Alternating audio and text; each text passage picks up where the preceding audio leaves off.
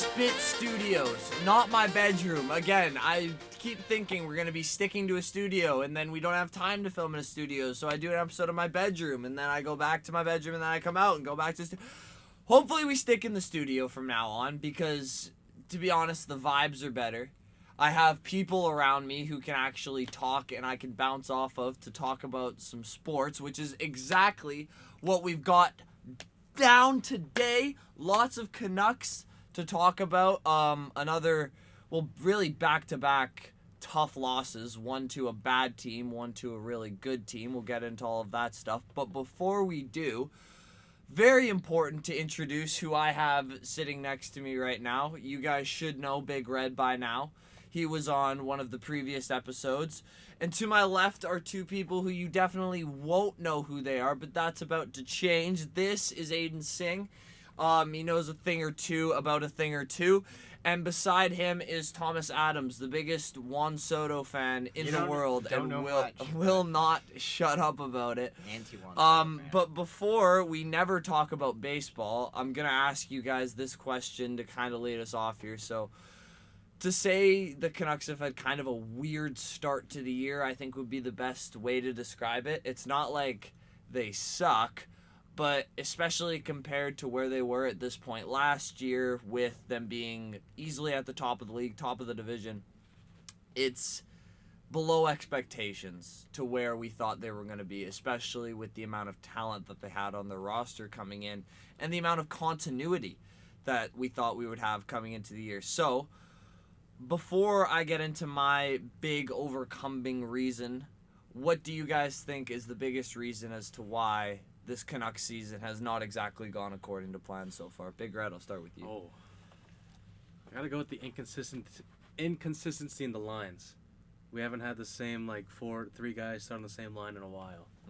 Because with JT Miller and Brock Besser out now, that first line was mumbo-jumbo. Second line, too. So I think... And also Myers and Soucy pairing. It's not the best. Can't work. Horrible defensively, horrible offensively. I think got to switch that up. Yeah. That kind of goes back to a point that I've made before the season, and I've kind of been hammering the table about since we started talking about the Canucks full time. It's like you have to have at least one defenseman on a line who's able to consistently move the puck in tight spaces, and Tyler Myers might be the worst player at that in the whole NHL, at least who plays significant minutes, and Carson Soucy isn't far behind him. So when you put those two guys together, if the other teams ever get the puck deep in the zone, it's just so tough to get it out after that because there's just a lack of movement. Aiden, what do you think? Listen, I know the start hasn't looked pretty so far. No doubt we've not been playing our best hockey. But I think, honestly, there's been not a lot, but there's been a significant amount of turnover in terms of players, I think, from last season. And I think it's just a little bit of a slump. I think if we give it time, we're going to see that rebound. We're going to come back to form. I think, Canucks fans, we've seen a really shitty team for a long time. And then we had one season where, we're not anymore. We're actually quite good. We haven't just seen a mid-tier Canucks team in a long time. We've just seen ass or really good for some reason.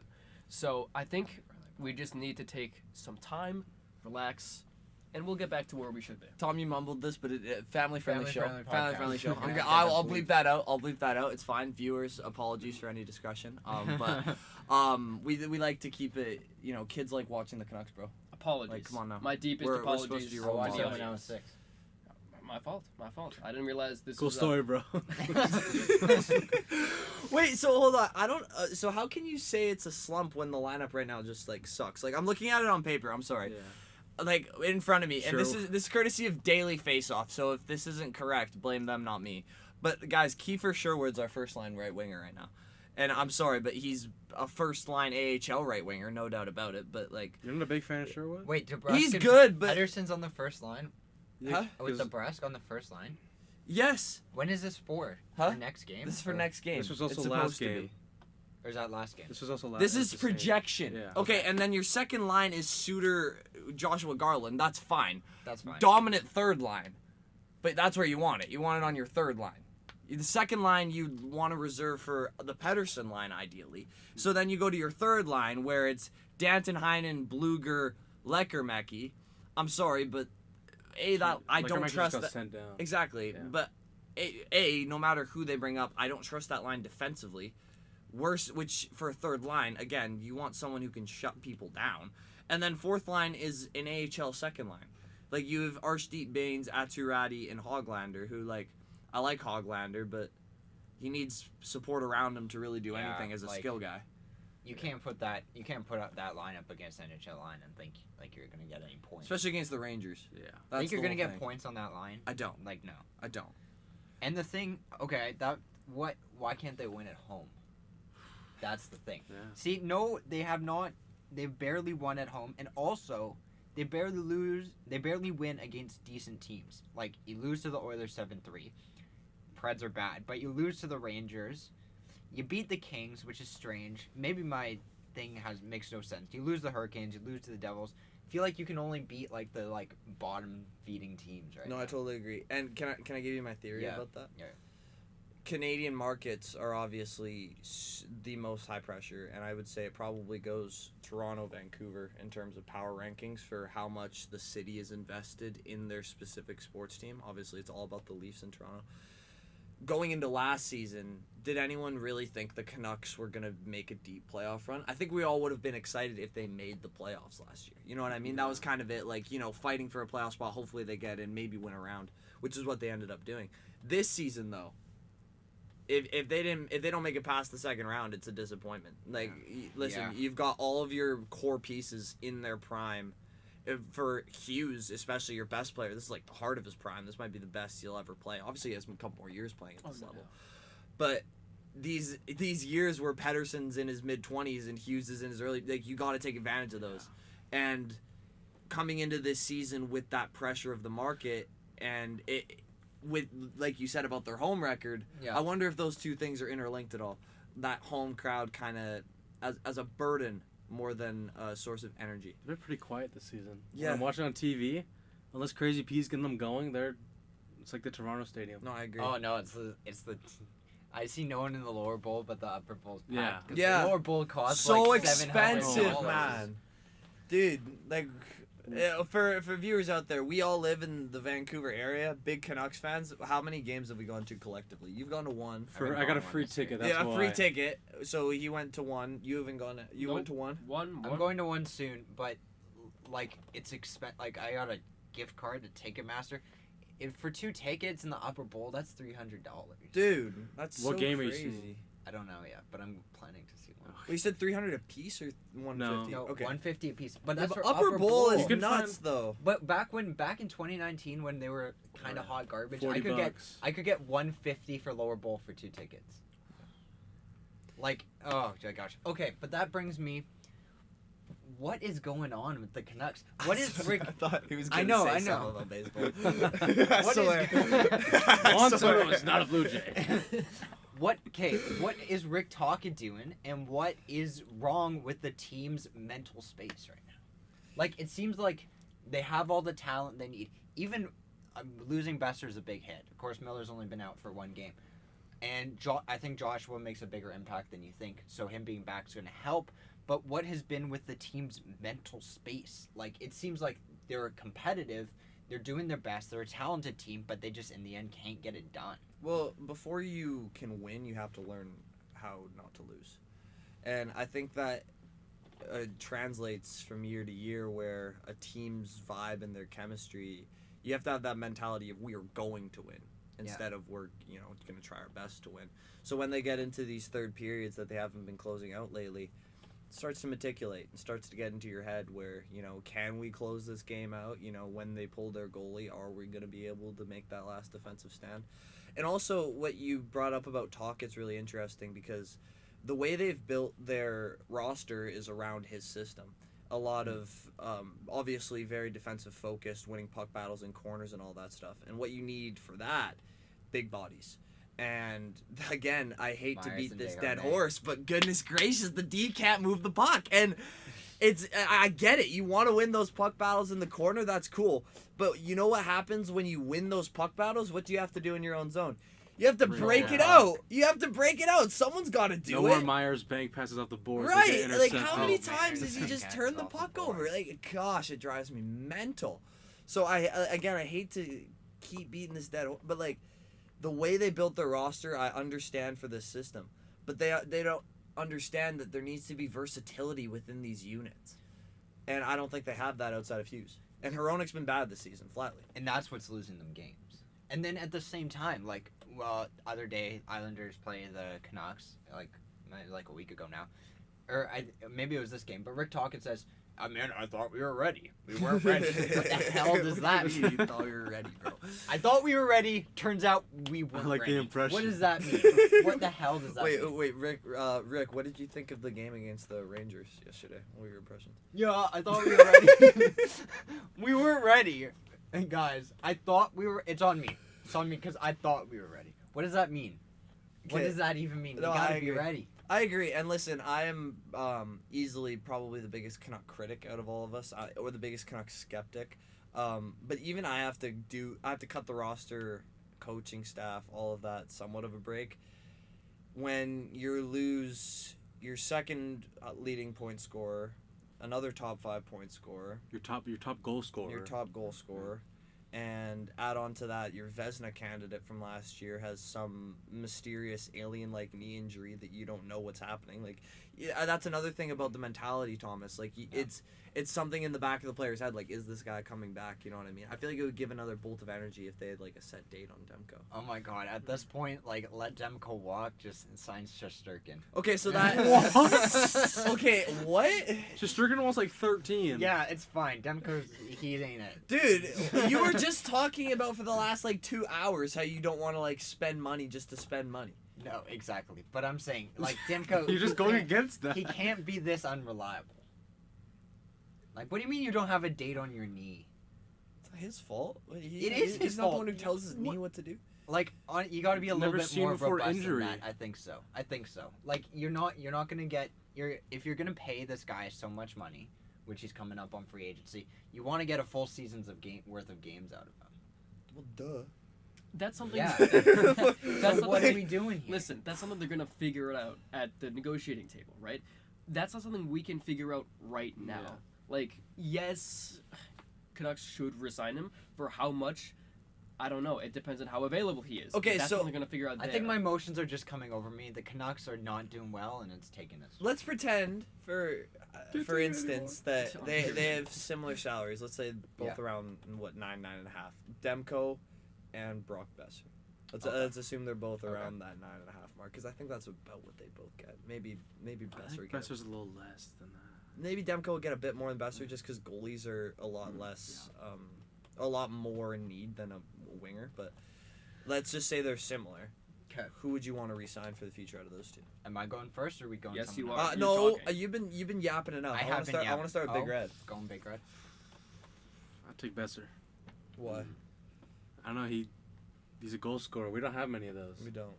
Like, I mean, other than Patterson, JT Miller, they get like 30, but we need like a 40 goal scorer. Patterson gonna get 30 on. He's heating up. He is heating up. Yeah, but he hasn't been really scoring. He had that one sick one-timer and that other fluky tip, but like.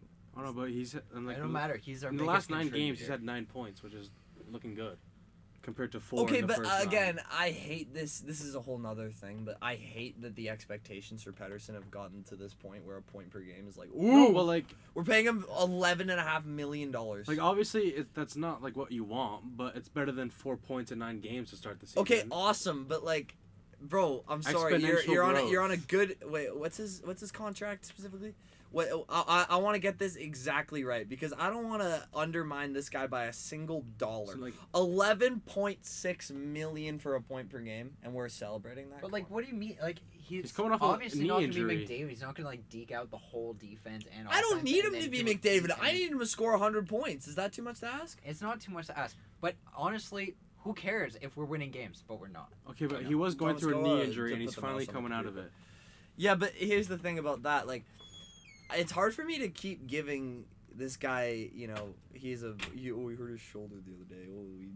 No, but we like, saw- it seems like there's always something. We saw what going he could on. do at the start of last season, how productive he can be, and he's coming back to that. I believe it. Yeah, he has the potential to be that player again. I don't see any reason we should I see it happening again. Okay, but back to what we were talking about. Like, Demko or Besser. That's the real hard decision. Oh yeah, what are you guys' thoughts on that? Yeah. You got it. Go ahead. Okay. My opinion on goalies has always been it's very year to year. So obviously you've seen it with Sorokin recently. He had one of the best goaltender years we've seen, really, and then fell off a cliff. You've seen it with Shesterkin. He's had awful playoff runs. And you've seen it with even Carey Price back in the day. He played garbage for 6 months and then turned on. Like, it's very game to game. You saw it with Kevin Lankinen. I could name so many examples. Yeah. With that, I'm going to sign the sure thing. Because which is Besser in this case. Really? Because, I don't know about Demko's injury. B, like I said, goaltending, it fluctuates year to year. And C, I feel like goalies are flatly more replaceable. Really? I feel like you can just goodness gracious, like Seelov's played for 12 games in the playoffs last year and played just well enough to win. Like we took the Stanley Cup finalists to a game 7 with that guy in net. You know what I mean? So for me, I'd pick Besser. More of a sure thing. Probably a bit more valuable. It's true. And less money, I think. Yeah. Yeah. What do you think? Well, I mean, in theory, Besser would be less money. But we don't know how negotiations are going to go. I think that if we do end up signing Demko, it's all going to come down to the contract. It's literally just going to be the contract. However much he's paid is how we're going to view it pretty well. Mm-hmm. So, personally, I'd take Demko. I trust the goaltender. I think he's got a really high ceiling. I know we haven't seen very consistently good results out of him, but in terms of goalies, I mean, a bad goalie can sink any team. Yeah. And that safety net, I think, is absolutely something that the Canucks are eventually going to have to rely on. I'd rather have that safety net than a guy who puts up 30 goals. So, I'm taking Demko. Yeah. That's interesting.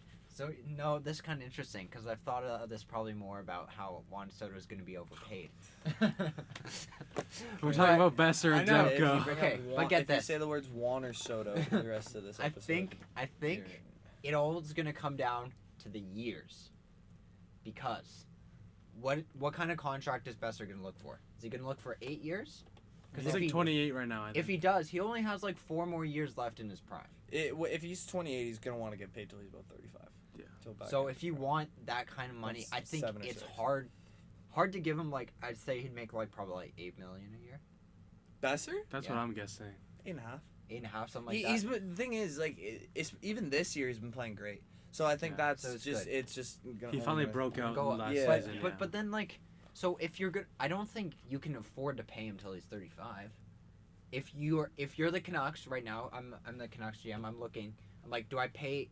What I'm looking at right now is our core, which I believe is to be Quinn, Hughes, Pettersson, and Miller, which are our main guys who aren't going anywhere, right? So what I'm thinking is we need to re-sign Quinn Hughes in a few years, and he's going to want a lot of money, rightfully so.